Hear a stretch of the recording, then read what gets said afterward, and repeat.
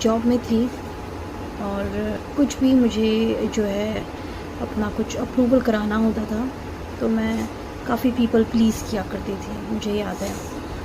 और वो सारी चीज़ें जो मैं कर चुकी हूँ, अब मुझे एहसास होता है उन चीज़ों का कि मैं कितना गलत करती थी। जब हम वचन में भी पढ़ते हैं तो उसमें लिखा है कि हमें इंसानों को खुश नहीं करना बल्कि हमें परमेश्वर पिता को खुश करना है, उनका माइंडसेट में रखते हुए कामों को करना है अपने जीवनों में, जो भी हम डिसीजन लेते हैं, जो भी हम काम करते हैं। लेकिन क्या होता है कि जब हम वचन से दूर होते हैं, हमारे पास वचन का ज्ञान नहीं होता, हमारे अंदर वो वचन कार्य नहीं कर रहा होता, तो हम दुनिया में जो हम एक्सपीरियंस कर रहे होते हैं, दुनिया में जो ट्रेंड चला आ रहा होता है, हम उसी चीज़ को फॉलो करने लगते हैं और वो एक हैबिट बन जाता है। और हैबिट बनने से ये हो जाता है कि उस चीज़ को हम एज अ नॉर्मल लेने लग जाते हैं और ऐसा लगता है कि यही चीज़ सही है और जो बाकी चीज़ें हैं वो गलत है। जो हम कर रहे हैं, किसी को पीपल प्लीज़ करना, वो एक नेचुरल चीज़ है और गलत चीज़ नहीं है।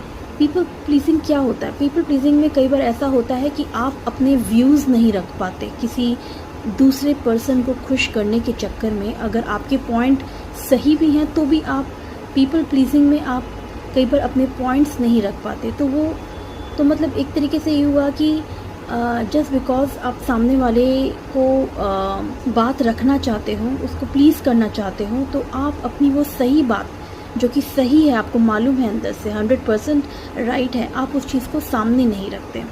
तो जो कि मेरे ख्याल से बहुत ही गलत। अपनी लाइफ में ये चेंज लेके आई हूँ कि मैं पीपल प्लीज़ नहीं करती, चाहे सिचुएशन जैसी भी हो। मैं एटलीस्ट अपना व्यू तो ज़रूर रखती हूँ जो मेरे दिल में है, जो मेरे जहन में है। बाकी मानना ना मानना उनके ऊपर है, लेकिन मैं अपना व्यू, अपना जो पॉइंट ऑफ व्यू है और जो वचन में भी लिखा है, मैं उसके ज़रिए भी कई बार बात करती हूँ कि ऐसा है। ज़रूरी नहीं है कि हमें उस ट्रेंड को फॉलो करना है, हमें ज़रूरत है कि हम वचन के द्वारा अपने जीवन को जिएं, क्योंकि जितना आप वचन के द्वारा अपनी ज़िंदगी को जिएंगे तो यकीन मानिए आप बहुत ही अपने आप को